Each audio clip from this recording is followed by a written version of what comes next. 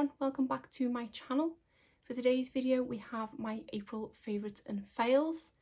We did manage to escape any fails in March, but I do have a couple this month to go over. I'm trying to film a couple of videos tonight, so you may have already seen this eye look as it is in my recent haul video. Of course today I'm not having the best makeup day and it's a day that I need to film multiple videos, so we're just gonna ignore that and roll with it. Just in case you did miss my haul video, I did mention the eyeshadow on my eyes. It is actually some singles from Makeup Geek. These are from the recent mystery bundle that I got from them, and I did just put them in this £4 palette that they sent as well. This was my first time trying these shadows, and so far I'm pretty impressed with the formula, and I do quite like the eye look that I created. Editing me here, I completely forgot to start my favourites off with my favourite channel of the past month. In case you don't know who this is on the screen while I'm talking, this is Jena Froese. I think that's how you pronounce her surname. I apologise if I have completely butchered that. I have only been following Jena's channel for the past few months and I immediately fell in love. I believe I did a tag video that she created on her channel not that long ago, and that's where I started watching her from. She does do a lot of high-end and luxury makeup on her channel, but I do really like the way she kind of presents herself and presents things, and I believe she is a Canadian YouTuber, so I do highly recommend checking her channel out. I will have it linked in the description box below. Here is just an example of some of the videos on her channel. She does have so many different things over there. She does tags, she does reviews, and she does hauls and things. Like I said, her link will be in my description box below, so do recommend checking her channel out. Now back to the rest of my favourites and fails from April. Enjoy! And then, seeing as we are talking about eyeshadow, I've got some eyeshadow palette favourites first, and it is actually these three palettes from BH Cosmetics. These were part of a haul that I made last month, and I have been trying these three palettes over the past month. We have the Beautiful in Barcelona, the Chillin' in Chicago, and the Smitten in Switzerland. I was just going to include one of these in this favourites video, but I couldn't actually decide which one was my favourite because I love them all for different reasons. I will just quickly show you the insides of each of them. So this is Smitten in Switzerland, which is a really nice, pretty kind of cool tone but colourful palette. Then we have Beautiful in Barcelona, which is a really nice kind of deep neutral palette with a couple of pops of colour. Finally, we have Chillin' in Chicago, which is a warm toned neutral palette. So they all have their own kind of thing going for them, which is why I couldn't just decide on one. I like them all equally at this moment in time. Bearing in mind though, I have only been trying them for 1 month, so kind of take what I say with a pinch of salt, but I honestly think the longer I'm going to use these, I don't think my opinion is going to change. Out of all the looks that I did create with these three palettes, I think my favourite one did probably come from the Barcelona palette, which was, I think, using these three shades here, the kind of peachy orangey shades, and then a couple of the deeper browns as well, and I did love the look I created with that. But yeah, at the moment I think I do love all three palettes equally. The formula in these is fantastic. I do have a few other BH Cosmetics palettes in my collection and I do really like the formula of them, but I feel like the formula in these square pan palettes is even better.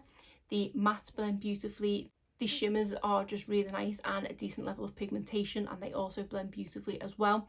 And I say I've liked every single look that I've created with these palettes so far, and I can't wait to play with them more.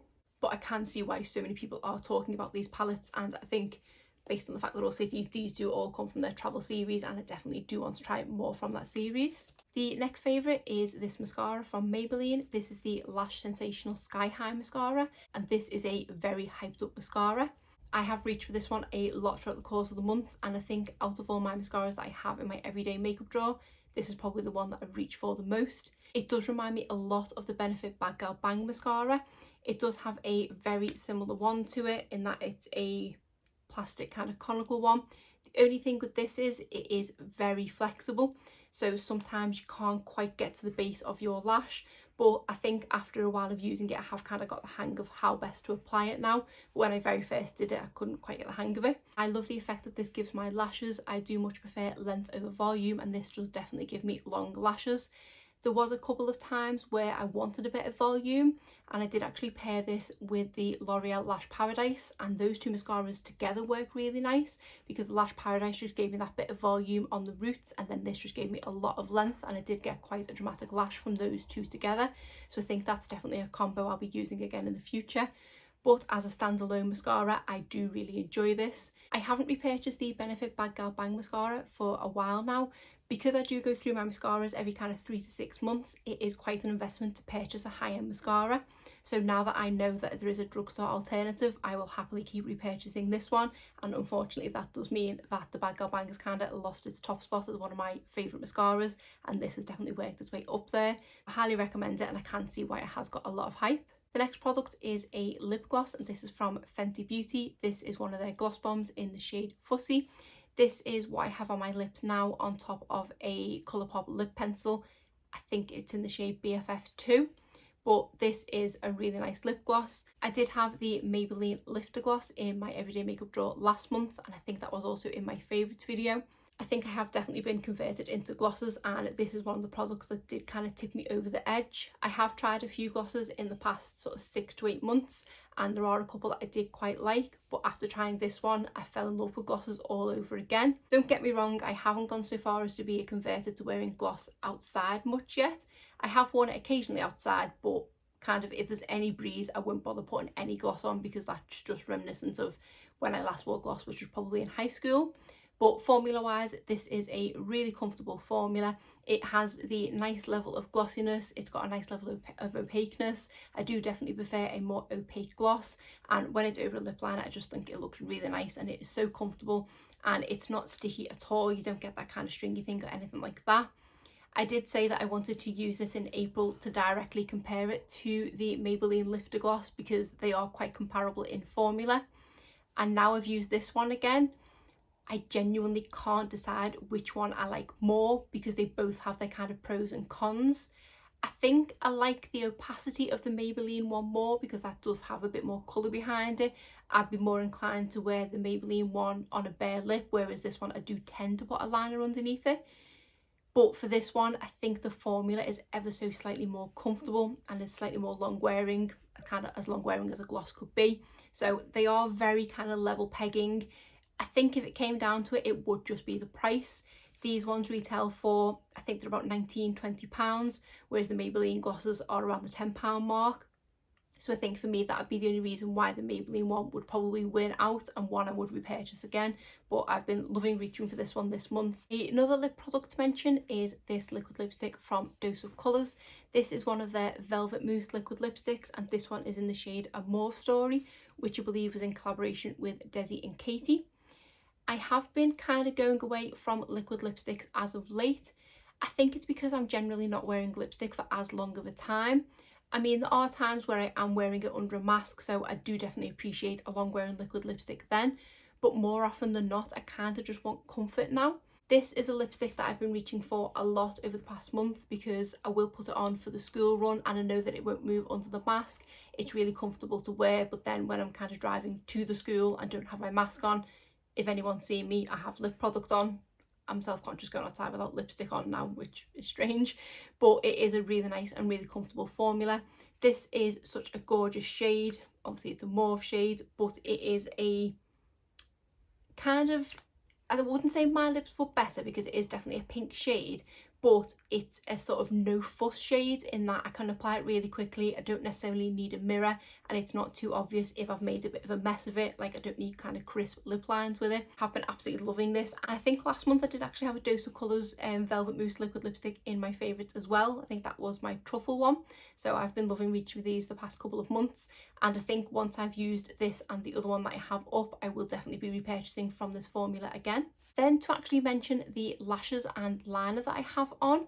I have only played with these a few times this month, so I am still kind of learning, but for me these two products have made me want to wear lashes more, and they have also made me actually go and purchase lashes. Again, if you see in my recent haul, there was I think 3 or 4 pairs of lashes that I purchased in total, and it's because of this kind of combo of lashes and adhesive that have made me want to try lashes more.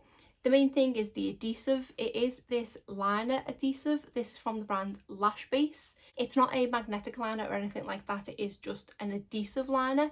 But for me, it does kind of work similar to the magnet lashes that I did try, in that because I am applying that liner, it is sticking to where I applied the liner. I have tried applying lashes with glue, but I just put them too high up my eyelid. I mean, when I've looked at myself in the mirror, these aren't the closest that they could possibly be, but they are a lot closer than I would get if I was using glue. And I just feel like because I can get this right up to the lash line, it does just really help. And even though it's not magnetic or anything, obviously because it is adhesive, as soon as you get that lash in the right place up to the lash line, it does kind of stick in place, and then it is quite easy to then manipulate it in place. And this does stay tacky for quite some time, so even when the lashes start to lift, which the inner corner of these has lifted slightly before filming this video, it's easy enough to kind of press it back down onto the liner and it sticks in place again. Today's application wasn't the easiest, but generally today has just been a kind of bad makeup day. This lash went on a lot easier than this lash. This one's probably got about 3 layers of this liner on, and I had to restick the lashes on a good 4 or 5 times, whereas I think this one I got right first time. But that is just user error. I don't think that's anything to do with the product. So this has definitely converted me to wanting to try lashes more. And once I run out of this liner, I think I will definitely be repurchasing, if not this one, something very similar. And I think I got this from Latest in Beauty, so I will have to kind of sort out where else I could get it from. As to the lashes, these are Battington lashes, and these are ones that I think I got in a FabFitFun box. They are very dramatic and I can feel them on, but they're not uncomfortable. I have tried lashes in the past that I just couldn't bear with because they have been really uncomfortable, whereas these are quite comfortable for them being so dramatic. They are slightly more dramatic than I would like to go for, which is why I have bought a few more pairs of possibly more natural looking ones, because these are out there. Because I do generally kind of dress quite casual, these are very dramatic to go with the fashion that I kind of wear, but we'll just bear with it, and it's nice to wear a lash and have something a bit more dramatic on my eyes. So I have been absolutely loving these as well. I do believe these are quite pricey, so I don't know if once these have broken or anything, I would repurchase these ones. I'm hoping that the few more affordable ones that I purchased last month will work for me a bit better, because say I can't remember how much these were, but being in FabFitFun, they were probably around £30 or something like that. So I have been really enjoying them, and yes, these 2 products have definitely converted me to the lash game. Next, I have a favourite nail varnish, and this is from Revolution, which is a nail polish line that I have definitely featured in favourites before. I think the last one was the sage green one that I have, but today we have lilac, which is what I have on my nails today. This is such a fun shade for spring. I love the formula of these polishes. They are really long lasting, especially for them being, I think, about £3 or £4. So I do love these. I even like the brush on these ones because it is a decent width that, if I can show you, you can coat enough of your nail in one go, and then you just have to kind of tidy around the edges. So that is my kind of ideal shape of a brush. Just absolutely love the shade, and yeah, very spring-like, and I love how it looks. And this has already been on for a couple of days and it's not chipped yet, touch wood. The problem is now I do want to own all of their nail polishes in all the different colours, and I already have quite a large nail polish collection, so perhaps a declutter of that is due soon. Then we have a couple of skincare items, and then finally onto the fails. The first skincare item to mention is this lip mask from Milk Makeup. This is the Melatonin Overnight Lip Mask. When I first tried this product, I wasn't overly impressed, but over the month it has definitely converted me.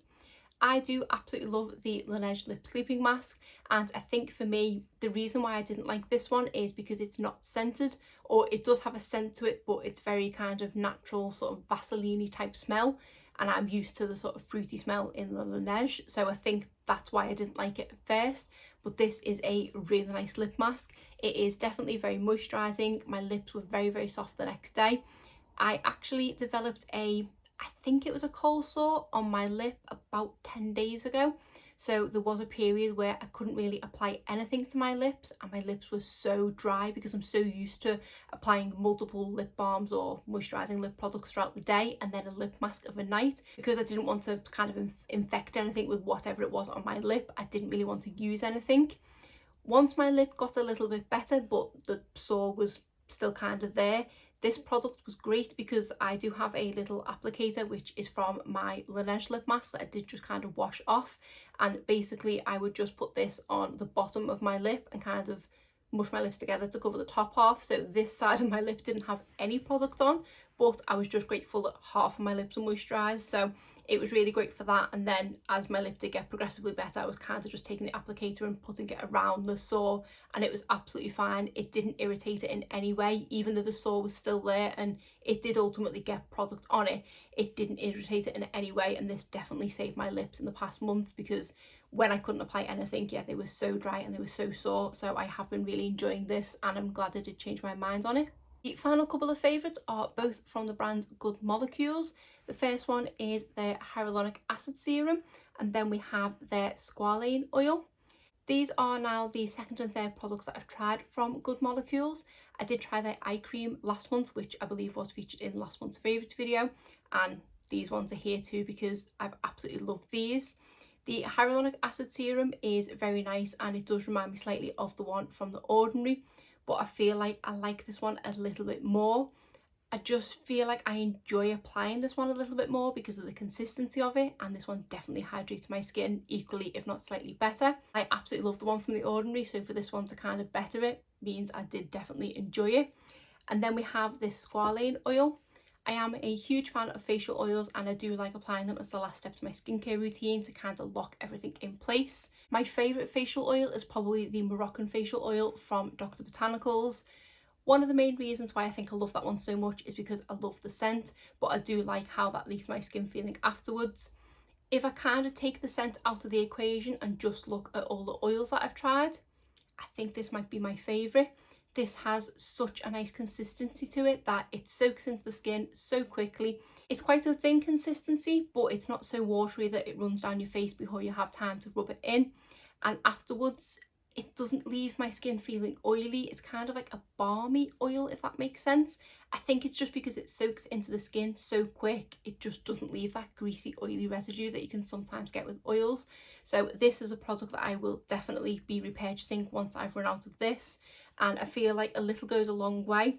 I've used this probably most nights for the month, and I'm barely at the top of the label, so this is going to last me a long time. And it is only 13 ml of product. It does have a really sort of thin pipette to it, and you don't need much product at all. But loving both of these products has definitely made me want to try more from Good Molecules. They do have a peptide serum that I have my eye on, but it's constantly going in and out of stock, so I do need to try and catch that next time it's in. And then I think they do have a couple of other facial oils that I would like to try as well. It is such an affordable brand, and I highly recommend these. I don't think either of these was much more than kind of $6 or $8, and they are great, and so I do want to try a lot more from the brand. Then finally on to the couple of fails from the month. The first one is this cleanser. This is from Crabtree and Evelyn. This is the Soft Touch Face Foam. The probably main reason why I don't like this one is because it is rose scented. I should have guessed by the name. I just didn't really enjoy using this cleanser. It is very, very heavily rose scented, and I had an issue where this one did irritate my eyes slightly as well. I was using it to kind of remove eye makeup in the shower, and it just made my eyes sting for quite a while afterwards, and it also felt like it made my skin feel pretty tight once I'd used it. So my face felt clean, but it just didn't feel very good after using it, so I didn't enjoy this one at all. And finally we have this mascara from Essence. This is the Bye Bye Panda Eyes mascara. The reason why this is a fail is because this caused panda eyes, which if it was just an normal mascara, I probably wouldn't question it, because okay, it does occasionally happen that the flake and smudge and things like this, but this one says that it's supposed to be smudge proof. You're not supposed to get panda eyes, and that is exactly what I got with this one. The first time that I used this mascara, it was on a slightly warm day, and I noticed a few hours after applying it that I did have flakes on my face. I generally don't tend to suffer with that from mascaras. It does tend to take a lot for a mascara to flake on me, but by the end of the day, this one did have quite a lot. The next time I used it, I did make sure to not wipe it away. No one was seeing me, I was just at home, it was fine. And I did have panda eyes by the end of the day. I had all flakes, all smudges. It looked like I'd been rubbing my eyes, and it just was not a good look. It says it's a volumizing and defining mascara. It gave me a nice enough effect. It does have a slightly different wand to it in that it's a fluffy one, but it is curved. So the brush was quite nice and the application was quite nice, but yeah, within a couple of hours I looked like a panda, which it says it's Bye Bye Panda Eyes, which it definitely didn't stick to, so this one was definitely a fail. And I think this might be the first major fail mascara that I've had from Essence. I think all the other ones I've loved. So that is it for my favourites and fails for April, and that is it for today's video. If you did enjoy it, please give it a thumbs up and subscribe if you're not already. Thanks!